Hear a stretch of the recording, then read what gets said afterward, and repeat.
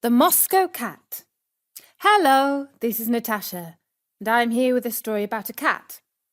I can't say that he was all that cute and cuddly, but he was certainly quite a character. He was a Russian cat, and his story is based partly on real life and partly on traditional folklore. And at the end of the story, I will tell you a little bit about a new app called Aha Radio. Vlad was a black and white cat who lived in the city of Moscow. His apartment was on the ground floor of a large house. There were bars on the window to stop burglars climbing into the flat. But he could squeeze through and come and go as he pleased, at least when the weather was fine.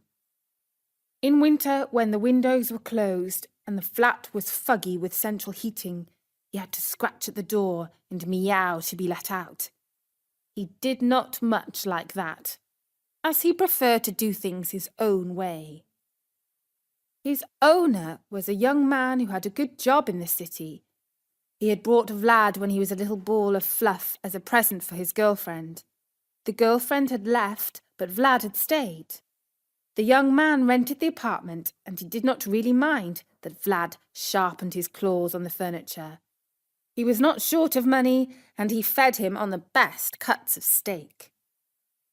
Vlad grew up to be handsome and strong. For most of the day, the cat was left on his own, in charge of the apartment. That was all right, because he was fully independent. He could open the fridge door himself, pull out an egg with his paw, break it on the floor, and lap it up. He did not need a litter tray, because he could sit on the toilet like a human. He was strong, all right. He seemed to jump almost effortlessly. In fact, when he leapt onto the kitchen table, he just took off vertically from the floor. He was not the most cuddly or affectionate of creatures, and if he sat on your lap, you would better beware. He might stick his claws into you. Plenty of stray cats slept in boiler rooms beneath the apartment block, and at night they came creeping out of the air vents into the garden. For the most part, they caught mice, or they ate rubbish. You can imagine how scraggy and mangy they were. When they saw Vlad patrolling the garden in the moonlight, with his shiny coat, proud tail, and rippling muscles, they were all afraid of him. "What kind of cat is that?" said one stray. "He is an Egyptian cat," said a second. "No, he's a Tsar come back to life," said the third. And if the cats were afraid of Vlad, the dogs who lived in the house were even more scared.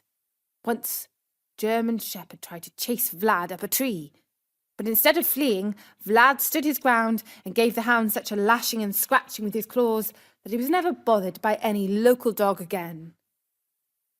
After that famous battle, all the stray cats wanted to show Vlad their respect.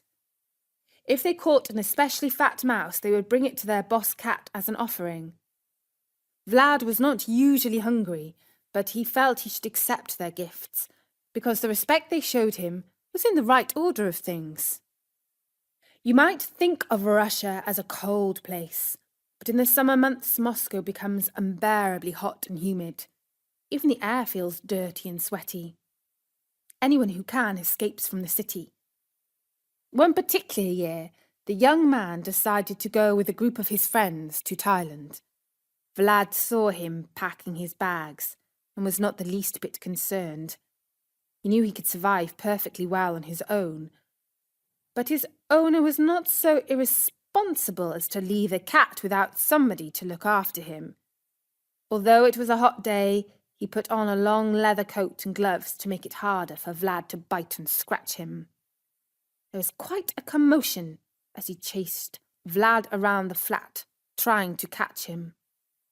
Eventually, he had to call a neighbour, a big, practical sort of no-nonsense man, and together they managed to grab Vlad and squeeze him into a cat box. He did not appreciate that at all, nor did he care for the car journey that followed. It made him feel sick.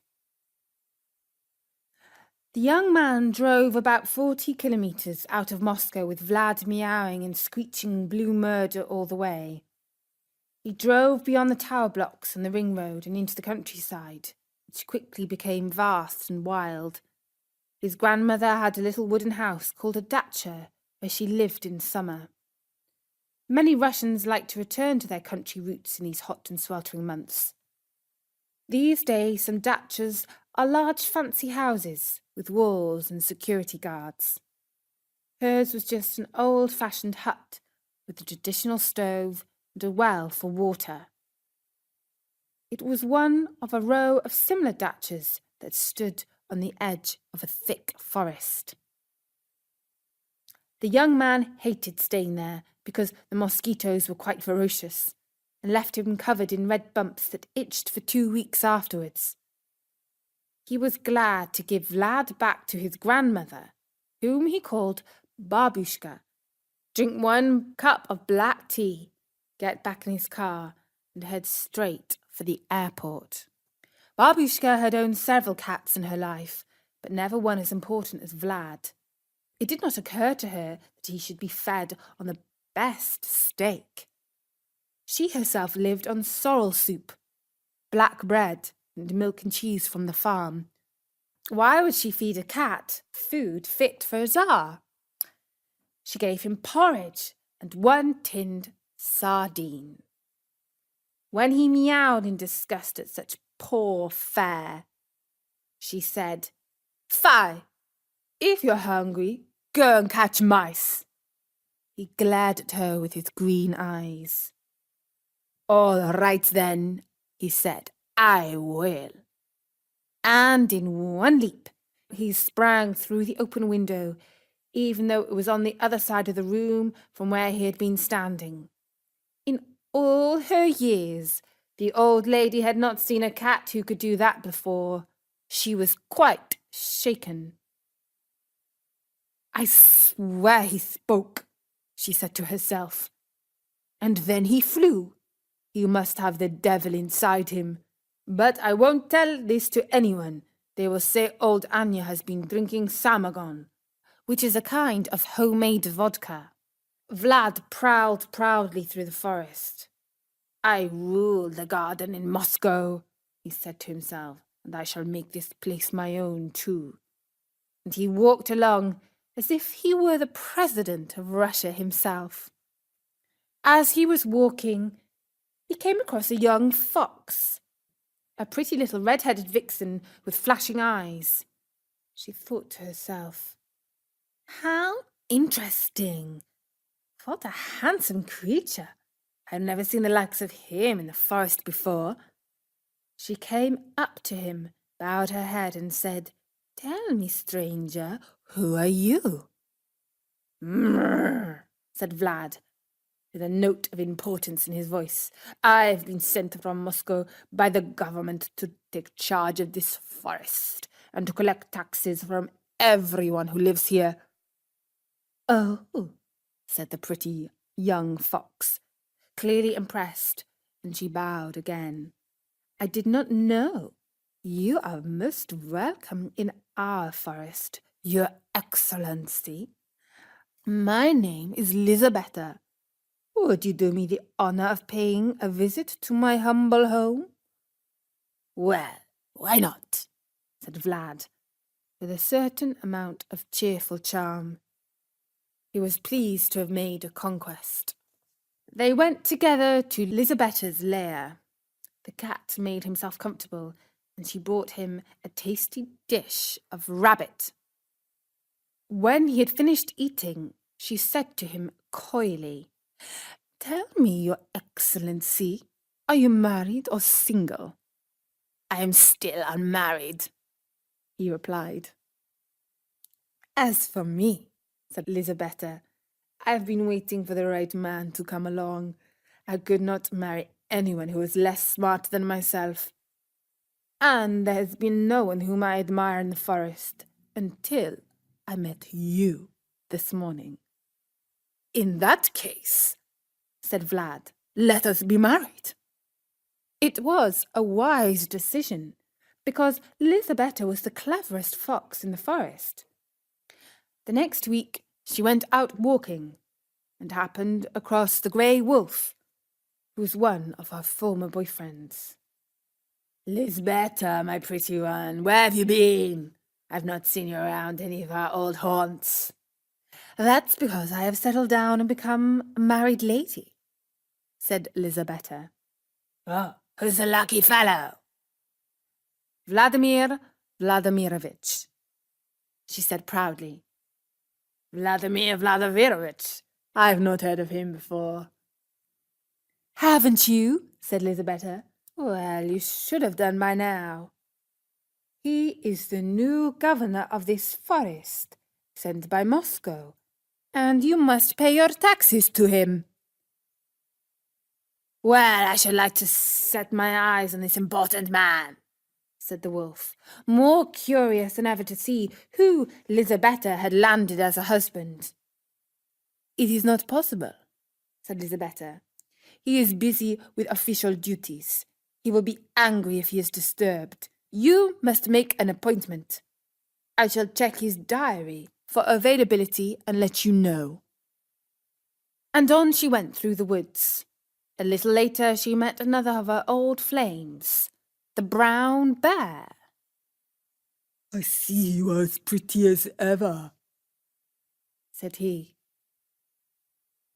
"Don't go patronizing me," said Lizabetta.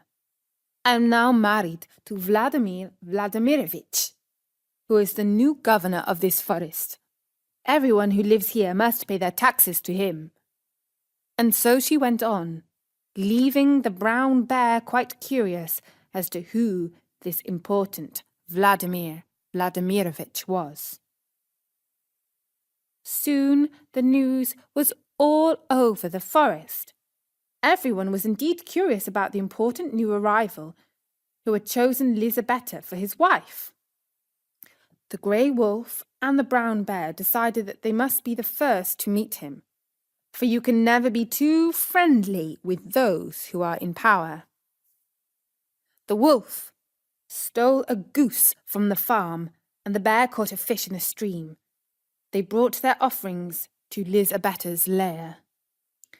When they were close, the wolf said, "What if Vladimir Vladimirovich is angry with us for disturbing his important work on behalf of the government?" "Good point," said the bear. "Let's hide and see what kind of person he is, this Vladimir Vladimirovich from Moscow." They left their gifts near the entrance to the lair and hid themselves well. The grey wolf crept into a hollow in the ground and covered himself with leaves and branches. The bear climbed up onto the branch of a tree. It was not long before Vlad smelt the food that was waiting for him outside the door. "I must collect the taxes that the forest people have brought me," he thought to himself. He slinked out and saw the goose and the fish and started to tuck in. "These taxes taste good," he said. The wolf was more than curious. He just had to set eyes on the governor and see which dish he preferred, the goose or the fish. First his nose and then his eyes came out of the leaves. There was a rustle. Vlad heard the sound and thought it was a mouse. He pounced and "Owie!" His claws sunk into the wolf's muzzle and he bit his ear. The wolf howled with pain and leapt out of his hiding place. Vlad was as surprised as he was, and he sprang straight up into the tree. The bear, who was quite startled by all this sudden action, jumped down, breaking branches on the way. Both he and the wolf ran for their lives. And from that day on, all the animals of the forest were duly frightened of the cat who was the big boss from Moscow, and they always treated him with great respect and paid their taxes. Vlad and Lizabetta dined on the best food and lived happily and in great comfort.